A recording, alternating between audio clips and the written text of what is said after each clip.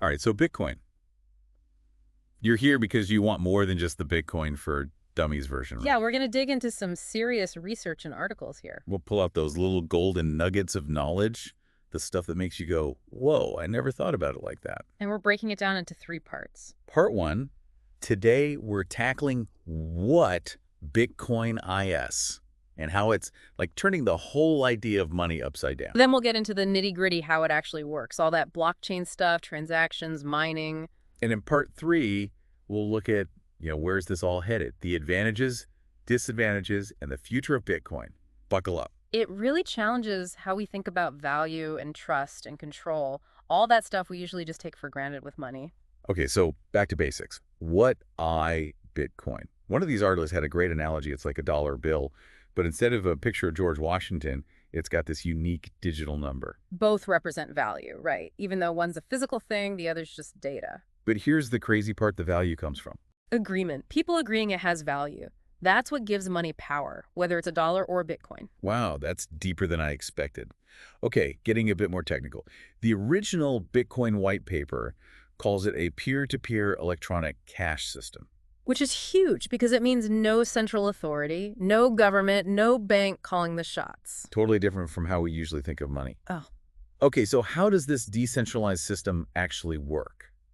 You've got to understand the blockchain. Think of it like a giant public ledger recording every Bitcoin transaction ever made. Like a Google Doc anyone can see, but can't mess with the entries. Exactly. Every change is tracked. It's super secure. That's what makes Bitcoin so trustworthy. So how do I, use Bitcoin? You need keys. A public key, like your email. It's where people send you Bitcoin. Okay, got it. Then there's the private key, like your password. That's how you unlock your Bitcoin to spend it. So if I lose that private key, poof, my Bitcoin's gone. Like throwing away the key to a treasure chest? It's Yeah. gone. High stakes.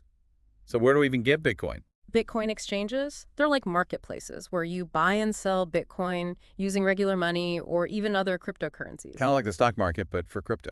But they do bring in some centralization. They can be hacked.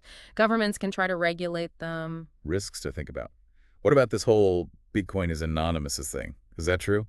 Not really. More like pseudonymous. You've got a fake name, but it's still traceable. So not an invisibility cloak, more like a digital fingerprint. Every transaction's on the blockchain permanently. So if someone links your identity to your Bitcoin address, All your history's out there. Okay, that's a biggie. But what are the upsides of using Bitcoin?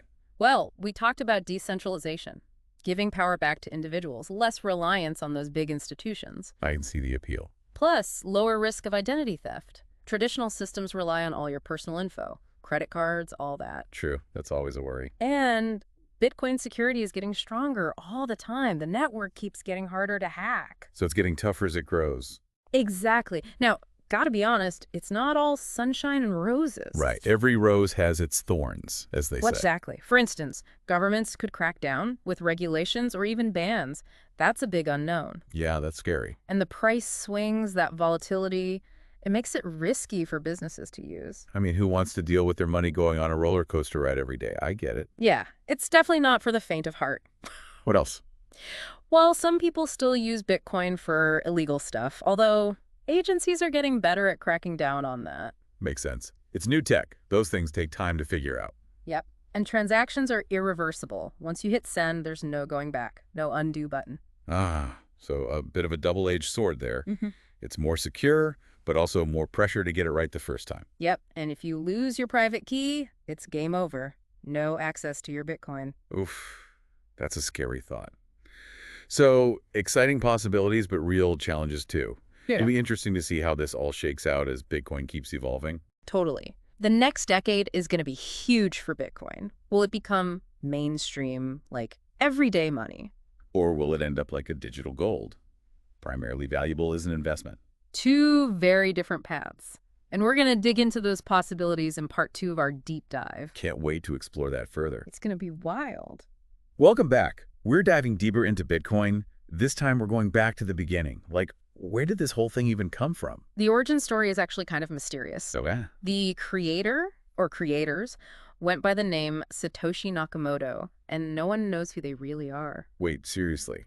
A secret identity? That's got to be a story. Right. So in 2008, this Nakamoto person, they published this white paper, like a blueprint for Bitcoin. Okay, and this wasn't just tech stuff, right? No, it was like a Manifesto. manifesto. Yeah. They laid out this whole philosophy of decentralized money.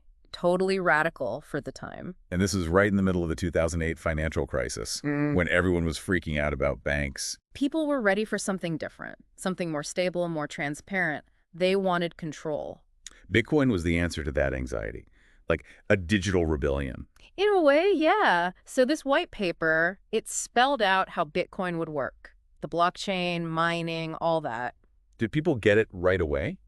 Or was it too much to wrap their heads around at first? Honestly, it took time. It was complex stuff. Early on, it was mostly techie people, cryptography nerds, you know. The real turning point was in 2010. That's when the first real-world Bitcoin transaction happened. That's the famous pizza story, right? Yep. A guy in Florida bought 2 pizzas for 10,000 Bitcoin. Which, knowing what Bitcoin's worth now, is mind-blowing. Totally. Back then, it was an experiment. Could this crazy idea actually work? Now look at it. So how is Bitcoin actually changing finance? Like, what's the impact? It's all about decentralization, taking power away from governments and big banks. Giving it back to the people. Right. Less censorship, more control over your own money. There's also the financial inclusion angle. Yeah. People who don't have access to traditional banking. Bitcoin can be a lifeline for them. It's about leveling the playing field. It makes you rethink what money even is. It's not about physical stuff anymore. It's digital. It's global. It's wild to think something that only exists online could be so powerful. But there's got to be downsides, right? Of course. Scaling is a big one. The Bitcoin network can only handle so many transactions per second. So too many people trying to use it at once could slow it down. Like a traffic jam, yeah. There are solutions being developed, but it's an ongoing challenge. Okay, so scalability, what else? The regulations, or lack thereof, governments are still figuring out what to do with Bitcoin. Yeah, it's this whole new thing they don't have a playbook for. Exactly. And then there's that price volatility. It's a barrier for a lot of businesses. They don't want to get on that roller coaster, huh? It's too unpredictable. Yeah. But even with these challenges, there's so much innovation happening. Like what? What gets you excited about the future of Bitcoin? Decentralized finance. DeFi. It's all about building financial tools that run on the blockchain, like lending platforms, insurance, even prediction markets. So it's like a parallel financial system, Yeah. but without the big banks controlling everything. It's about giving people more options, more control. That's a huge idea. We've covered a lot, but this is just scratching the surface. The rabbit hole goes deep. Yeah. We haven't even talked about the philosophical side of things, how a decentralized system could change society as a whole. All right, we're saving the deep stuff for part 3.